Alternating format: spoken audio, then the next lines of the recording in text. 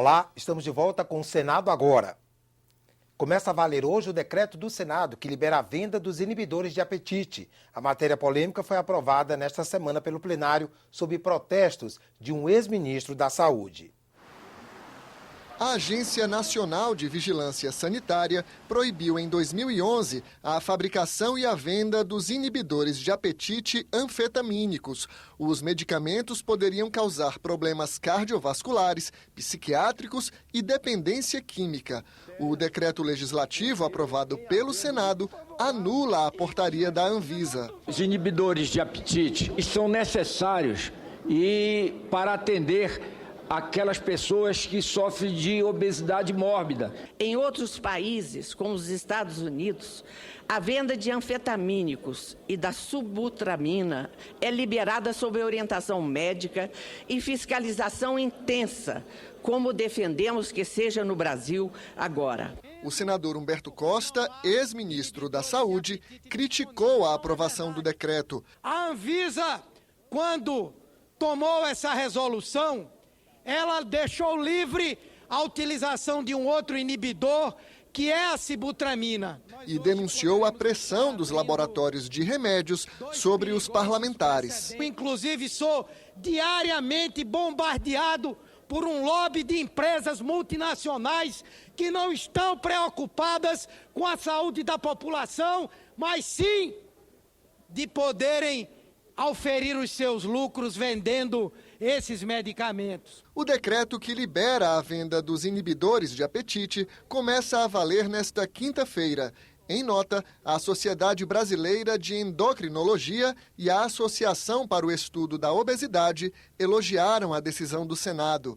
Para as entidades, o uso controlado dos remédios é importante no tratamento da doença, mas deve ser associado à boa alimentação e à atividade física. A obesidade sendo uma doença crônica e altamente prevalente no Brasil e no mundo, ela precisa ter drogas, medicações como alternativas no tratamento. Neste sentido, as proibições que a Anvisa fez há algum tempo restringiu muito as medicações que a gente tem disponível para usar no tratamento da obesidade.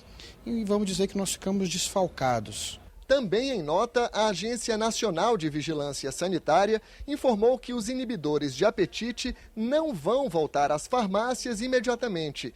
Isso porque os medicamentos tiveram o registro cancelado no Brasil e os laboratórios precisam pedir novas autorizações. A Anvisa também esclarece que os anfetamínicos só serão liberados se apresentarem estudos de efetividade e segurança. A Comissão de Assuntos Sociais analisa um projeto que deve estimular o lazer entre os trabalhadores de baixa renda. A proposta institui uma espécie de vale-hospedagem para que os empregados possam bancar despesas em viagens pelo país. O que é lazer para você? É você ter algo a mais para fazer além dos compromissos. Costumo passear de moto, ir ao parque, fazer atividades físicas. Sair com meus filhos, ir nos parques, costumo ir ao cinema. Gosto também de andar de bicicleta com eles, passear pelas cidades, conhecer novos lugares. Está na Constituição. O lazer é um direito de todos, assim como a saúde e a educação. Só que essa conquista só veio em 1988. Até então, a palavra lazer nunca havia sido incluída numa Constituição brasileira. O professor Cristiano Paixão explica que pela primeira vez nossa Constituição foi feita com a participação popular e por isso tem um texto tão atual. O lazer é uma prova desse avanço.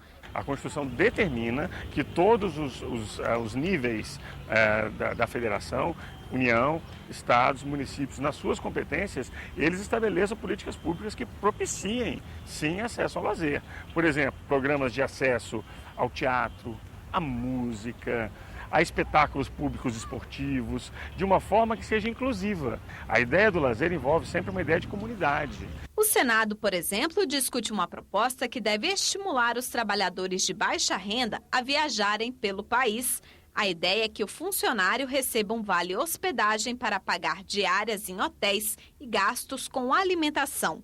O vale seria fornecido pelo empregador, que, em compensação, teria desconto na hora de pagar o imposto de renda. O vale hospedagem é aquele que vai permitir que você, principalmente em épocas de baixa temporada, os hotéis receberão essas delegações que vão pagar um preço menor do que em alta temporada, mas o hotel ganha e gera emprego ainda para os profissionais que atuam nessa área e para os próprios donos dos hotéis. Para beneficiar o trabalhador, eu acho fundamental, eu acho importante. Se vingar, vai ser uma forma da gente ter outras formas de se divertir. Eu acredito que as pessoas já iam ficar assim, pensando o que ia fazer no próximo final de semana, ou no próximo dia de folga, enfim. O Brasil tem culturas, etnias, formas de vida diferentes. É muito interessante que o trabalhador possa ter acesso a tudo isso. Se for viável, que o Legislativo aprove esse incentivo,